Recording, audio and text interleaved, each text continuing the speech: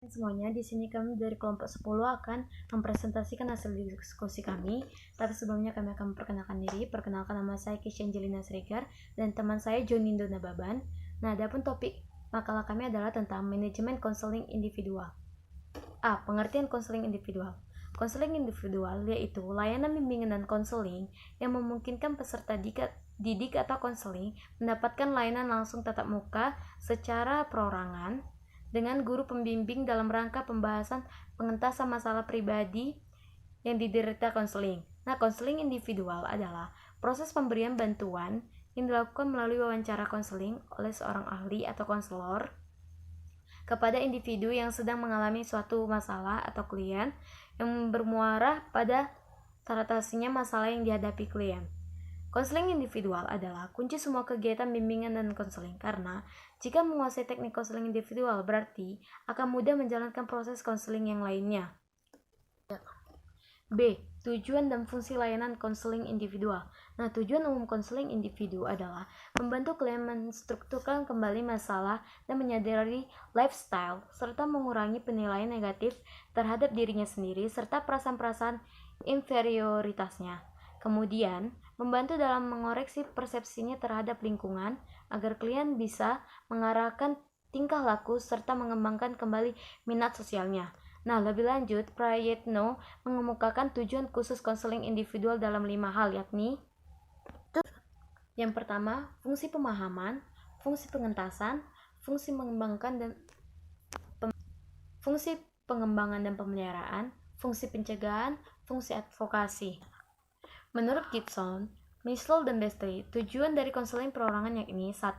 Tujuan perkembangan yakni klien dibantu dalam proses pertumbuhan dan perkembangannya serta mengadaptasi hal-hal yang akan terjadi pada proses tersebut.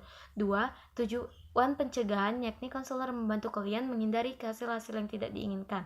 3. Tujuan perbaikan yakni konseli dibantu mengatasi dan menghilangkan perkembangan yang tidak diinginkan. 4. Tujuan penyelidikan yakni menguji kelayakan tujuan untuk meriksa pilihan-pilihan pengentasan keterampilan dan mencoba aktivitas baru dan sebagainya. 5. Tujuan penguatan yakni membuat konseling untuk menyadari apa yang dilakukan, dipikirkan, dan dirasakan sudah baik. 6.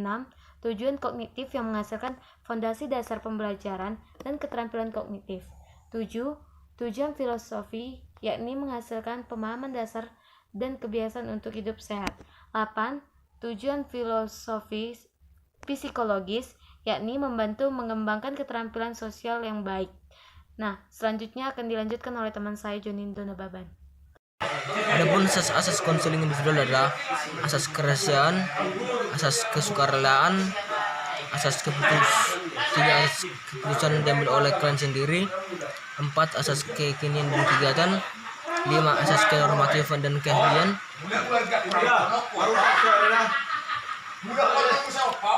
D. Tahap-tahap pelayanan konseling individual. 1. Tahap awal.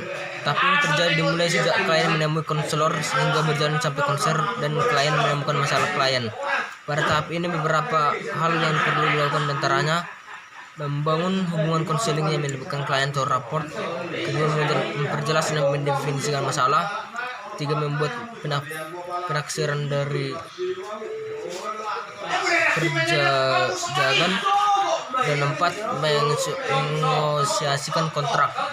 B. Inti atau tahap tindakan. Pada tahap ini terdapat beberapa hal yang harus dilakukan, antaranya menjelajahi dan mengeksplorasi masalah klien lebih dalam. Yang kedua, menjaga agar hubungan konseling tetap terpelihara. C. Akhir tahap tindakan. Pada tahap akhir ini terdapat beberapa hal yang perlu dilakukan, yaitu konselor bersama klien membuat kesimpulan mengenai hasil proses konseling, menyusun rencana tindakan yang akan dilakukan berdasarkan kesepakatan yang telah terbangun dari proses konseling sebelumnya, mengevaluasi jalannya proses dan konseling hasil segera, membuat perjanjian untuk pertemuan berikutnya. E. Indikator konseling.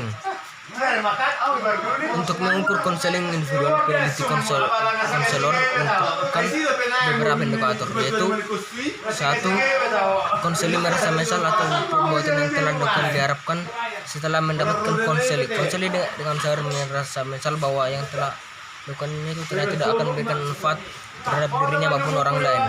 Kesadaran diri sangat penting karena tumbuh dari dalam diri konseling, sehingga dalam mengambil keputusan untuk merubahkan lebih gampang. 2. Konseling termotivasi untuk berubah. 3. Konseling minta nasihat diharapkan setelah konseling selesai diharapkan dengan kesadaran sendiri. Konseling meminta saran nasihat dari konselor terkait. 4. Konseling merasa malu untuk mengulangi perbuatannya. Malu adalah sebagian dari iman. Setelah konseling menyadari bahwa apa yang dilakukan itu benar tidak baik, maka konseling merasa malu jika mengulanginya lagi. F. Kegiatan pendukung konseling individual.